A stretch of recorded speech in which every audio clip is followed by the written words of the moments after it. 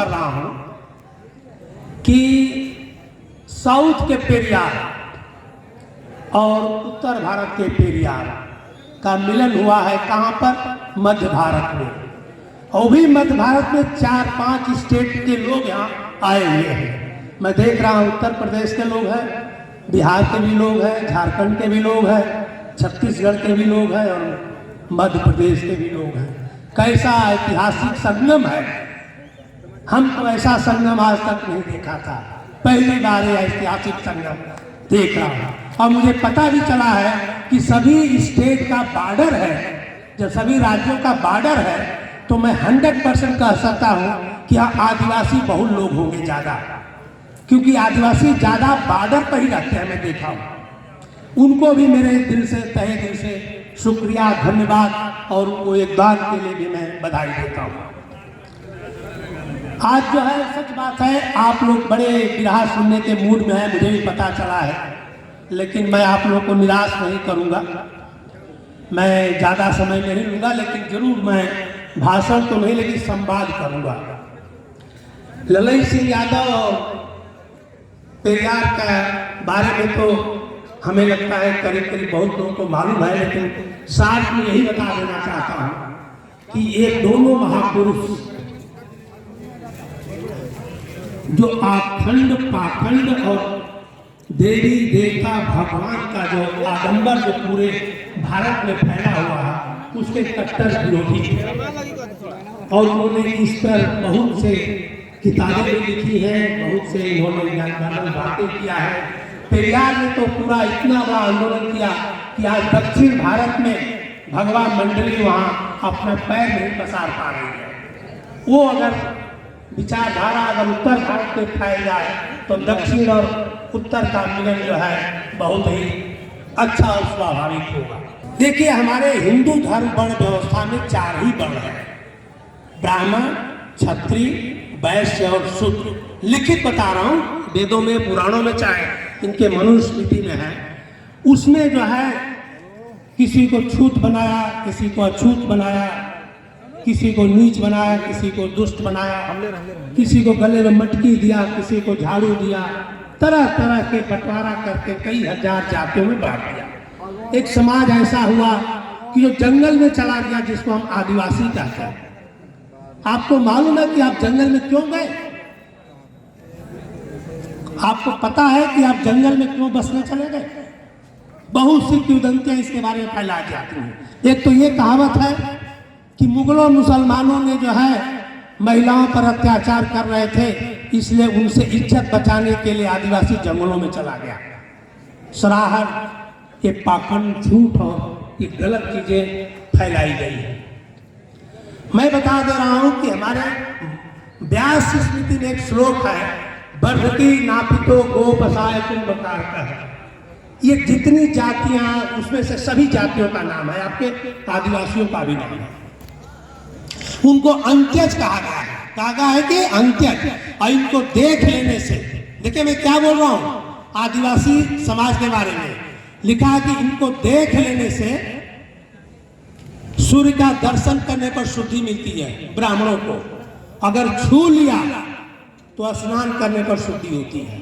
आप बताइए, जिस समाज को देखने से धर्म भ्रष्ट हो रहा है, मैं क्या बात कर रहा हूं, ध्यान से सुनिएगा। जिस समाज को देखने से धर्म भ्रष्ट हो रहा है, और जो समाज ब्राह्मण को देख रहा है तो धर्म भ्रष्ट हो रहा है, तो कहाँ रहेगा? गांव में रहेगा? परिवार में रहेगा? कहाँ जाएगा वो?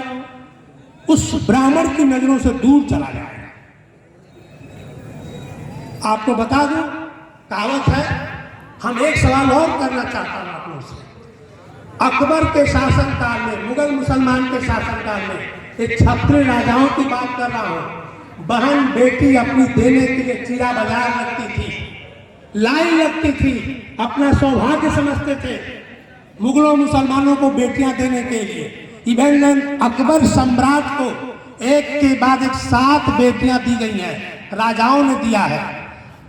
जब बड़े बड़े क्षत्रिय, बड़े बड़े सवर्ण लोग अपनी बहन बेटी देने के लाइन लगाए थे, तो मुगल मुसलमान आदिवासी लड़कियों पर नजर क्यों डालेगा?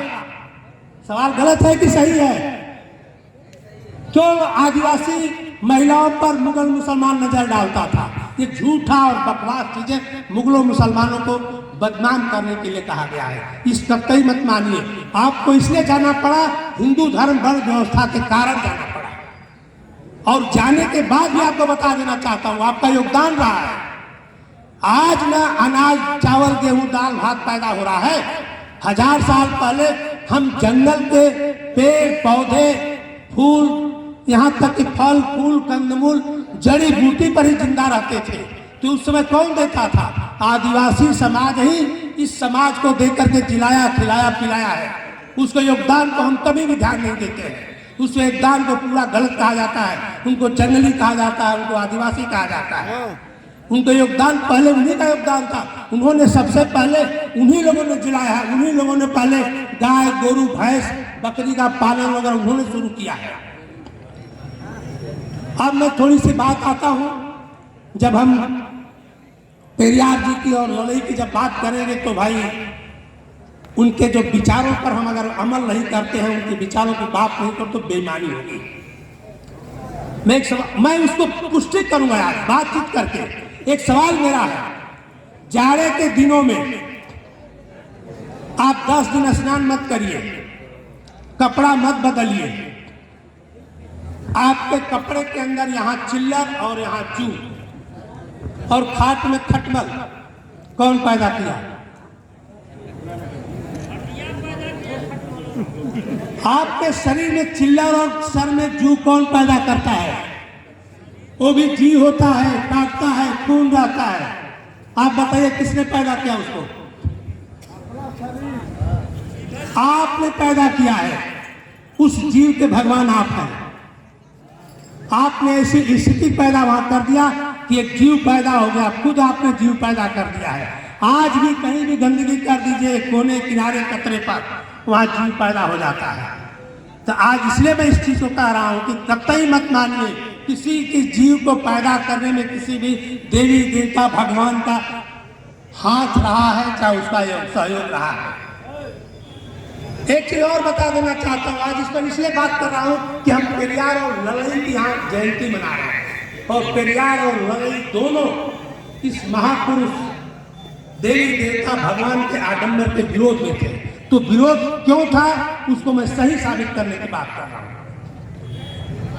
आपके एक चीज और सवाल है मेरा, आपके गाय बैल भैंस और आप में क्या अंतर है? गाय भी पैदा होती है, उसके भी माँ उसको प्यार करती है, दूध पिलाती है, बड़ा होता है, जवान होता है, वो भी बच्चा पैदा करता है, वो भी बुढ़ा होता है, वो भी मर जाता है। हम ही लोग तो यही कर रहे हैं कि दूसरा कुछ कर रहे हैं? बताइए, इसके अलावा हम लोग क्या कर रहे हैं? कुछ और तो नहीं कर रहे हैं ना। हम भी पैदा होते हैं, हम भी खेलते हैं कूदते हैं, माँ बाप प्यार करते हैं, जवान होते हैं, शादी होती है, बच्चा पैदा करते हैं, बुढ़े होते हैं और मर जाते हैं। हमारे और जानवरों में कोई अंतर नहीं है। फिर उनका भगवान कहाँ है? उनकी आस्था कहाँ है? उनका तेरही कहाँ होती है? उनके देवी देवता भगवान और मंदिर कहाँ है? वो क्यों नहीं मर जाते हैं? क्यों खुशहाल रहते हैं हमसे और आपसे? क्यों नहीं इस पर आप तर्क करते हैं?